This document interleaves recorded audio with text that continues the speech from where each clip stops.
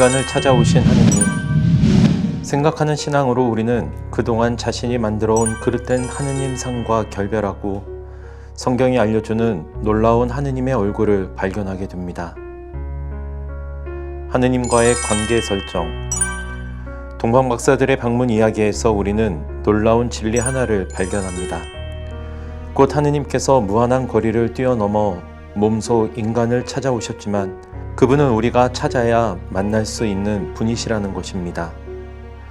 동방박사 이야기는 우리가 기존에 갖고 있던 하느님 상을 산산조각냅니다.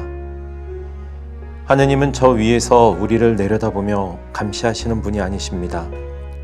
오히려 하느님은 역사 안에 몸소 인간이 되어 오신 분이라고 말합니다. 이제 하느님을 만나기 위해 먼 하늘을 올려다볼 필요가 없습니다.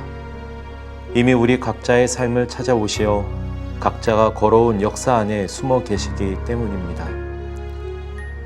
약속의 하느님. 하느님께서 아기 안에 숨어 계신 이유는 무엇일까요? 이 물음에 베네딕토 16세 교황님은 답하십니다. 하느님께서는 인간이 길을 걷기를, 자유 안에서 당신 부름에 응답하기를, 새롭게 사랑이 이루어지기를, 자유와 사랑을 경험하기를 바라시기 때문이라고 말입니다. 성경의 하느님은 약속의 하느님이십니다. 하느님은 길을 열어주시는 분, 약속의 땅으로 이끄시는 분입니다. 이제 우리 앞에는 걸어야 할 하나의 여정이 펼쳐집니다. 관건은 그 길을 걷는 것입니다. 걸어야 만날 수 있습니다. 왜냐하면 그분은 길 위에 계시기 때문입니다. 자신을 찾는 인간. 하느님께서 숨어 계신 이유는 우리와 친교를 맺기 위해서입니다. 하느님은 맹목적으로 복종하는 종이 아닌 인격적 관계를 맺는 우리를 바라십니다. 친구 사이처럼 우리와 친밀한 인격적 관계를 맺고자 하시는 것입니다. 놀라운 사실 하나는 하느님께서는 나를 인격적 상대로 삼으셨다는 것입니다. 그 이유는 내가 소중하고 사랑스럽기 때문입니다. 그러므로 중요한 것은 자신의 삶을 찾아 나서는 것입니다. 성경에 나오는 수많은 인물들은 길에서 자신의 삶을 발견하는 동시에 하느님의 놀라운 얼굴을 발견하였습니다. 하느님은 그들을 당신 손 안에 가두어 놓지 않고 떠나도록 놓아주셨습니다. 그들이 영적 여정을 통해 당신과 새로운 관계로 들어갈 수 있도록 말입니다. 하느님의 반전 드라마. 성경은 우리 눈을 의심케 하는 반전 드라마로 가득 차 있습니다.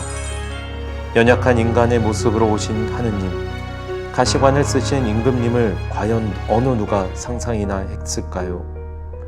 더욱 놀라운 사실은 하느님께서 인간이 되어 오실 때 인간의 나약함을 회피하거나 교묘히 없애지 않으셨다는 사실입니다. 바오로 사도의 말씀처럼 십자가의 예수님은 유다인과 이방인에게는 걸림돌이요 어리석음이지만 하느님의 부르심을 받은 이들에게는 하느님의 힘이요 지혜입니다. 하느님께서 인간의 나약함을 취하셨음은 인간을 향한 당신 사랑의 놀라운 징표입니다.